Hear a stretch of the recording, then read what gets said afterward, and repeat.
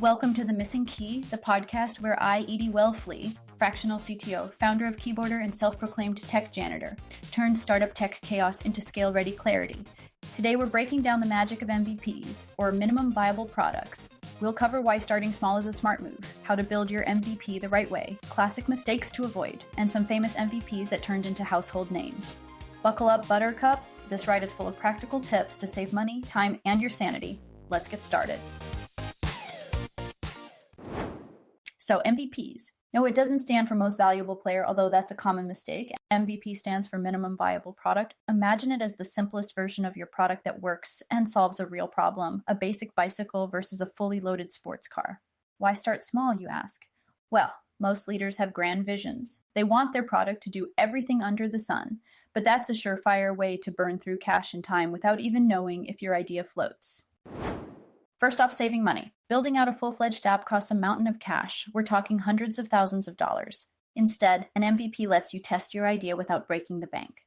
And the best part, you get to market faster. While your competitors are still churning through endless planning sessions, you could already have users engaging with your product.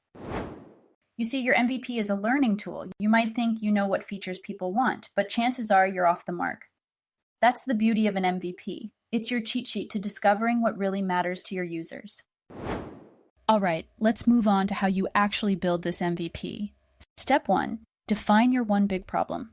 What is the primary, non-negotiable problem that your product solves?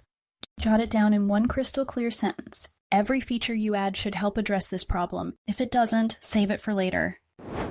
Step 2, list your must-have features. This is where you need to be absolutely ruthless. Identify the core essentials your product needs to function. Nothing more, nothing less.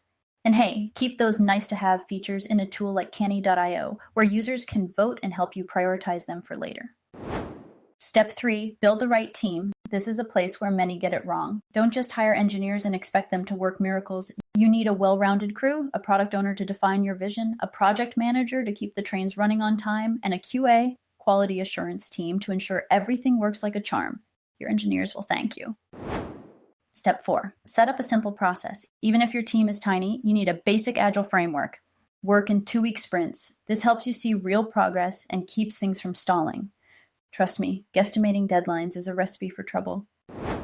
Last but not least, step 5, include analytics from day one. Your users may not always tell you how they're interacting with your product, so you need to have analytics in place. This way you can see what's actually happening and tweak things as needed. Now let's talk mistakes. One of the big ones, the too good to be true trap.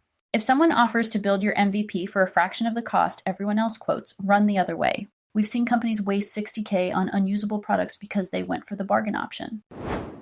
Another killer mistake. No process means no progress. Waiting to implement procedures until you're bigger is like business suicide. You'll never know when anything will be done. One client told us their engineer was 70% done for 2 years straight. Spoiler, they weren't.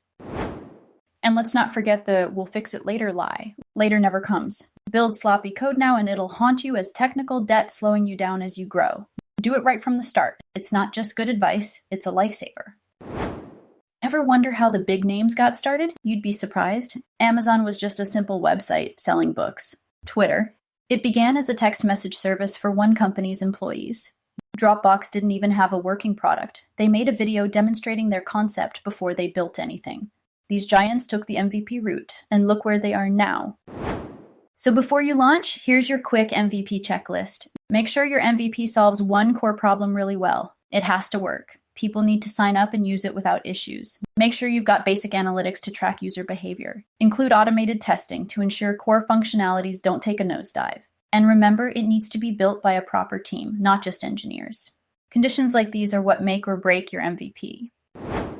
Hey, if you want to dig deeper into this topic, make sure to check the show notes for some great resources, including guides on what an MVP is, the smart way to launch your tech product, and the differences between a Figma prototype and an MVP. And don't forget to tune in next week when we'll discuss real problem versus nice to have solution, how to make sure you're building something people actually need. All right, that's it for today's episode of The Missing Key, where I, Edie Wellfleet, help you turn startup chaos into tech clarity. Don't forget to check the show notes for any links or articles mentioned today. Until next time, keep it lean, keep it simple, and keep it smart.